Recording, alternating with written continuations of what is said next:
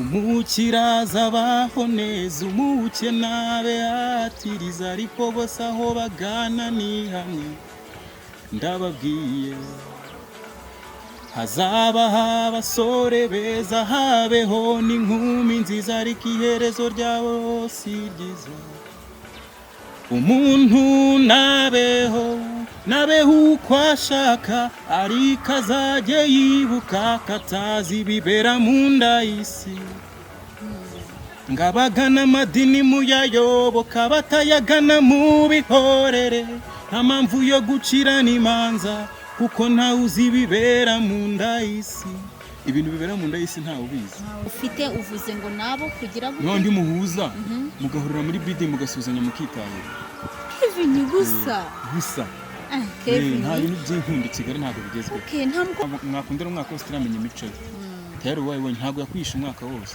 ukwezi ashobora kukwihisha cy'amezi abiri ariko umwaka ntiyakwisha wamubonye icyo akunda wakibonye nawe wakibonye ikindi kandi nawe ugiye gushinga urugo wirinda ibintu by'amabiyata abahungu b'i Kigali turara mu mayoga urabyirinda ukamenya ko ubaye umugabo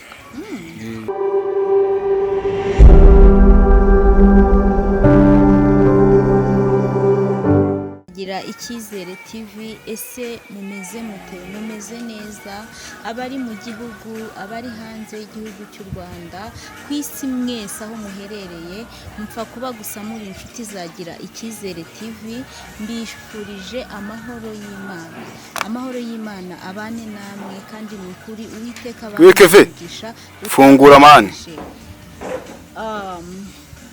ntatinze rero nkomeje kubashimira ubufatanye n'umurava mukomeza kungaragariza umunsi ku wundi nukuri Uwiteka akomeze abampere umugisha muri abagaciro kuri njyewe so rero ntatinze nkuko mumenyereye ntago njya nza ndi njyenyine uyu munsi nabazaniye reka abibwire ibindi turaza kubigarukaho nyuma nivuge bya gihanzi se byose ivuge nyine abi bya gihanzi hari abakuzi mu bya gihanzi hari abakuzi mu bisanzwe ndumva rero hose harakenewe mbere na mbere amazina yanjye niswe n'ababyeyi nishimwe Kevin ay'ubuhanzi ni Evy King ndi umuhanzi nkaba no mu business man business kora ni business y'ubucuruzi bw'imyenda ni byiza cyane ese Kevin uri nyuma y'ubuhanzi bundi uri mu ntoki Kevin nyuma y'ubuhanzi rwose nkuko nari bivuze ndi umucuruzi ubuzima bwanjye buri munsi mba n'ubucuruzi kuko buriya mu buhanzi umuziki ni ikintu ukora ariko kigasaba yuko uspendinga amafaranga rero uspendinga amafaranga bisaba ngo ufite ikintu ukora ntabwo umuziki ari akazi wakora ngo ukagutunga ku kanya ni ibintu ukora uka-expectinga ko bizagira icyo biguha igihe kizaza ntabwo ari ibintu ukora ugamije kubona amafaranga ku kanya iyo ubikoze ugamije kubona amafaranga ku kanya uhita ucika intege niyo mpamvu bisaba nyine ufite ikindi kintu ukora kugira ngo ubone amafaranga ushobora muri wa muziki nawe umuterankunga naza azahera ku byo ufite ni ukuri n'Imana iravuga ngo yabwiye Mose ngo igihe bari bamuzengereje bamwe bari bahanganye bo muri Egiputa Imana iramubaza ngo ese ngo Mose ufite iki mu ntoki zawe arayisubiza ati nta kintu mfite usibye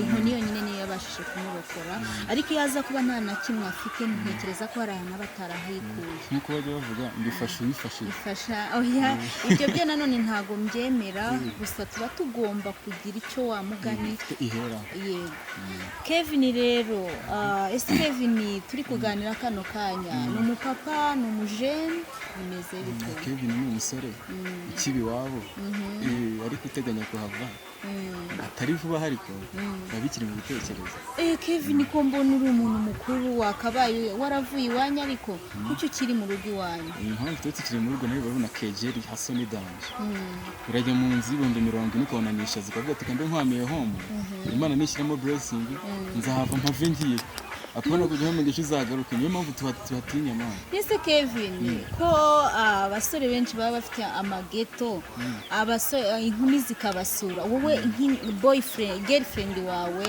agusura he ubona nk'umwana gusuye ubona nawe ibintu nishaza Kigali kwihiringa n'idanje ntabwo wabona 40 byo kwishyura gato i Kigali n'akazi tuba dukora arishaza iyo umwana akugiriyemo utira umuvandimwe wawe mugenzi wawe ni Kigali bishe yundi niyo tugendera. Okay, murasharinga amageto.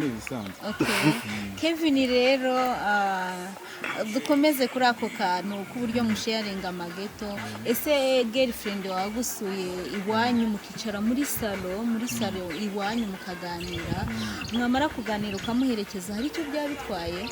Urabona hari ukuntu umwana gusura nk'iwanyu ugasanga nk'ababyeyi bawe bafite ukuntu nyine babangamira nk'umushyitsi wawe, ukabona araje batangiye kumubaza ngo ni muntu iki n'iki, cyangwa se bigatuma mutanirekura.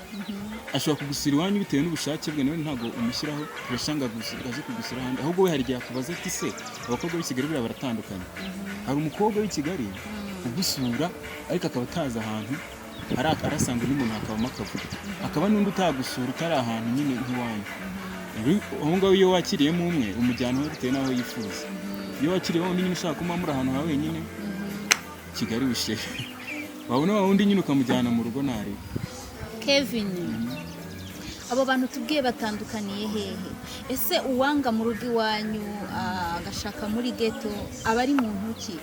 Dusobanurire. Urumva abakobwa baba bashaka ko bajyana muri ghetto, uwo mukobwa icyambere ari wa mukobwa utagiyemo bwa mbere, niho hano bamenyereye kumwakira. Uwo mukobwa niwe abakobwa b'i Kigali bihorera muri club. Si uwo mukobwa ntabwo uzamufata umujyana imbere ya mama wambaye ibitenge atangira mu bazenga iwanyu ni he, usengera he, ibyo ntabwo baba bishaka. None se Kevin, hari ikintu kibera muri ghetto kitabera mu rugo iwanyu? Hari igishyashya kibera muri ghetto? Nyine yumva icyambere ni ukwisanzura. Kwisanzura gute? Urumva ashaka kuza kugusura mukicara mukaganira ibintu byose, ntawe uri mubaza ati wavuye iki, ariko iyo ari iwanyu mama wawe urumva ntabwo yakubona haje umuntu ngo abure kuza kumusuhuza amuze si ubahe ukora iki, uriga cyangwa se ugira iki n'iki. Rero hari abana b'i Kigali ibyo bintu babyanga. Hari n'abandi bana bataba bashaka yuko umujyana ahantu nk'aho ngaho. Okay, akaba yishakira muri ghetto. Inshuti zagira icyizere, murabyumva muri ghetto ngo habayo kwisanzura. Kevin, tugaruke inyuma gato ku mpano yawe y'ubuhanzi. Uri umuhanzi, uri n'umu businessman. Mu by'ukuri wijuje ibisabwa kuko abakobwa b'i Kigali bakunda abasore b'abastar, abasore bafite amafaranga. None byose urabyujuje. Ndizera rero wibitse aba girlfriend benshi. Nta na girlfriend mfite. Kubera ko i Kigali ufite ikintu nyine abakobwa bakeneye bifuza ugifite, ukabayemerera ukabaha limit bakaza, ntubahe limit ukabareka bakaza, baratangira bakakuziraho ari benshi. Nimba wakoraga niyo business cyangwa umuziki wawe bigatangira bigapfa, ugatangira spending amafaranga yawe muri wa bakobwa. Ngaho weekend wabasohokanye, wabazanye muri banana nk'aha ngaha, wamujyanye he, wamuguriye iki, tayari ya business yawe ititangira gupfa. Rero nk'abahungu b'i Kigali twe twakoze inama, ntago nkundana n'umukobwa kugira ngo umuspendinge amafaranga, ahubwo duhuze duciringe dutandukanye.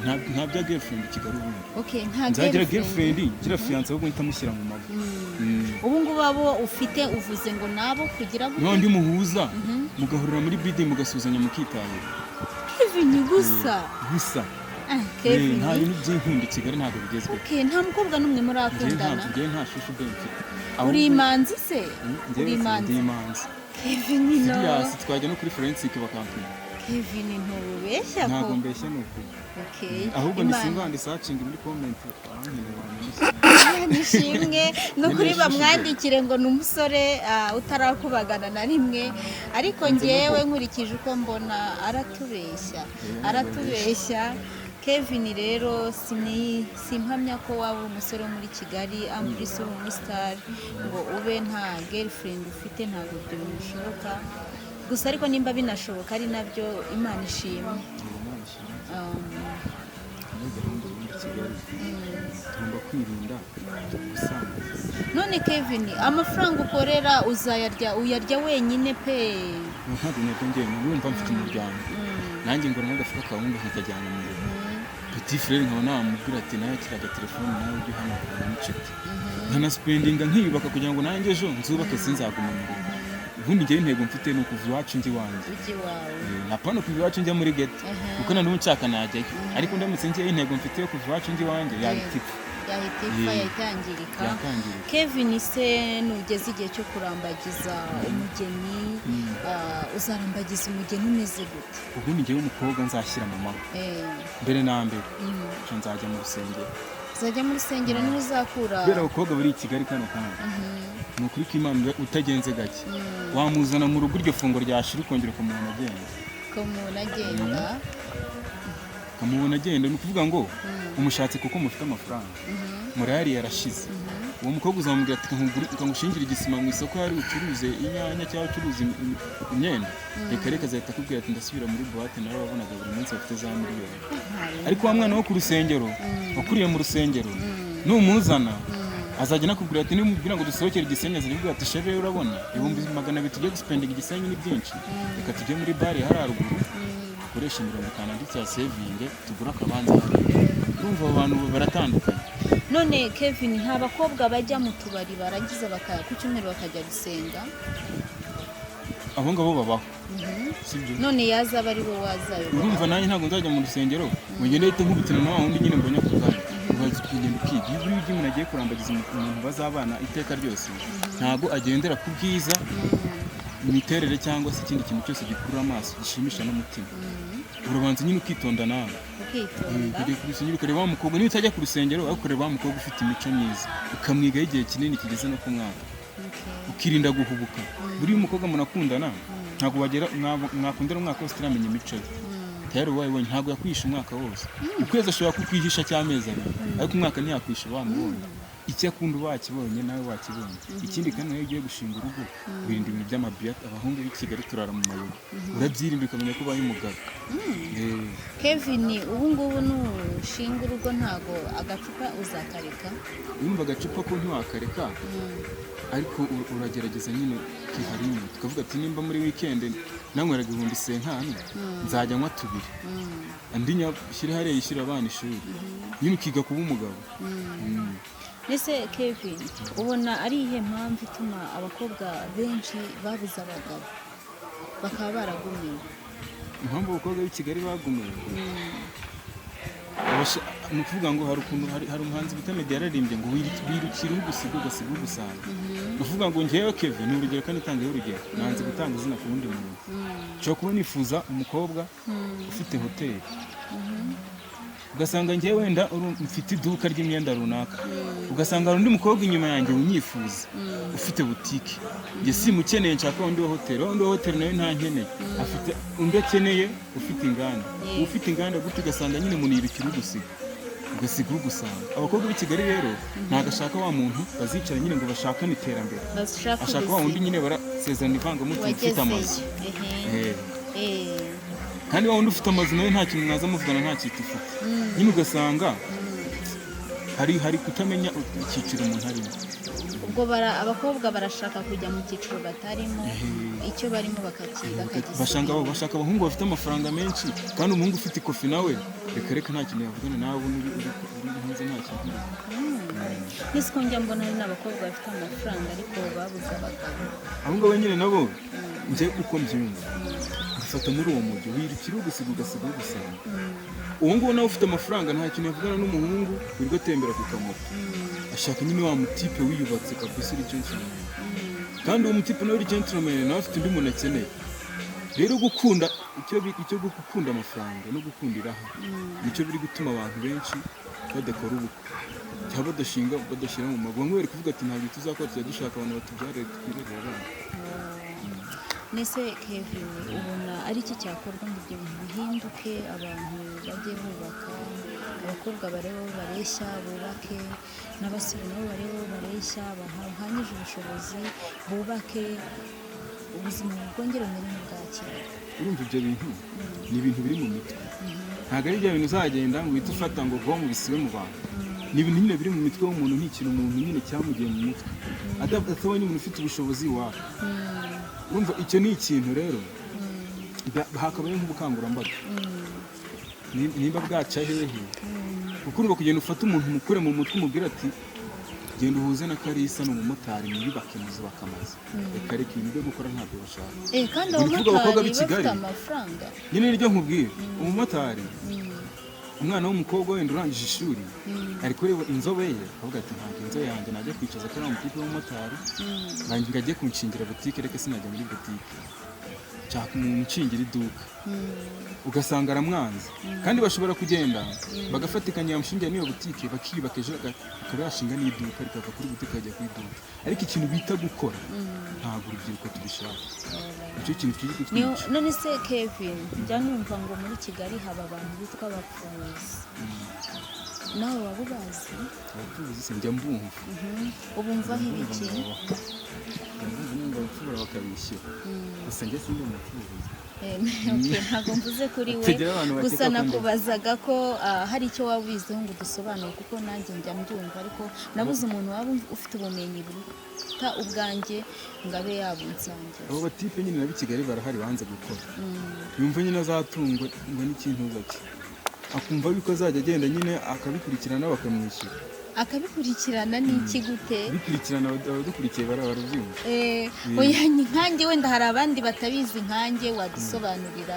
Bikurikirana se akagenda nyine agahuza urugwiro n'umuntu runaka w'umudamu cyangwa w'umukecuru akaba yamuha 100 cyangwa nayo bumvikanye. Ariko se babaho barayatanga koko? Babaho njye niko njya mbyumva. Abapfubuzi nyine nawe ugomba kumva wujuje ibisabwa nawe urumva umupfubuzi ntabwo ari umuntu usanzwe. Aba yujuje ibisabwa nk'ibiki Kevin tubwire kuko uri umusitari kandi ushaka ufite abashuti bawe babikora. Wari umuntu ugomba kuba ari stability ndani ya tandana atari wa muntu nimba uwo mudamu cyangwa uwo mukecuru agukeneye bivuze ngo agukeneye ikintu umugabo we atajyamo performance nziza ugomba kubiyiba. Akenshi abapfubuzi niba abantu usanga ajya gukora cya gikorwa nyine cy'abashakanye ugasanga yafashe ibinini byongera imbaraga. Uwo mutipe usanga agenda mu muhanda ukabona ameze nk'umusinzi kuko iyo ageze muri cya gikorwa akoresha imbaraga zitarize. Uwo muntu rero ukora akazi nkako aba ameze nyine nk'umuntu uzapfeje. Urumva rero abantu nk'abo ngabo nubwo bariho babikora ariko nabo twafata nk'aho nta buzima bafite burambye. Okay, Kevin njemba numva mfite amatsiko y'abo bantu b'abapfubuzi. Ese wazadushakira umupfubuzi akaza akatubwira ukuntu abikora niba bitakugoye? Hari uwo nzi nzamubazanira. Uzamutuzane ni ukuri dufite amatsiko. Njye mfite amatsiko kandi buriya hari n'abandi bayafite. Hari umupfubuzi nzi ahantu bita Nyakariro. Nzamubazanira. Ni ukuri uzamutuzanire kandi Nyakariro ntabwo ari kure ya hano. Ni ukuri uzamutuzanire. Babwire na feeling baba bafite atubwire n'amafaranga babaha nuko bigenda. Twara amamodoka barakize ahubwo turakayoboka karakazi. Ako kazi uziko mwakayoboka ni akazi keza bafite n'amamodoka. Munsi n'ubwo umupfubuzi agera hagura imodoka ariko kazi gusa akora. Ariko kazi akora ahera kwa mbere yaryamye mu rugo bamuhamagara akagenda ahora aryamye gusa. Kevin ukaba utarajya kugakora ako kazi? Njyewe urumva sinajya gukora ko mfite ikintu nkora ariko wenda sibye katari bizimwe twakangurira abantu kuko twe ducishijemo akantu ko gutebya ariko karasakaza ni ibintu ubukora umeze nk'uzapfeje. Hari icyo bitwaye? Nese hari abapfuye uzi? Hari ukuntu umuntu apfa ahagaze ntabwo ubyumva? Ntabwo mbizi.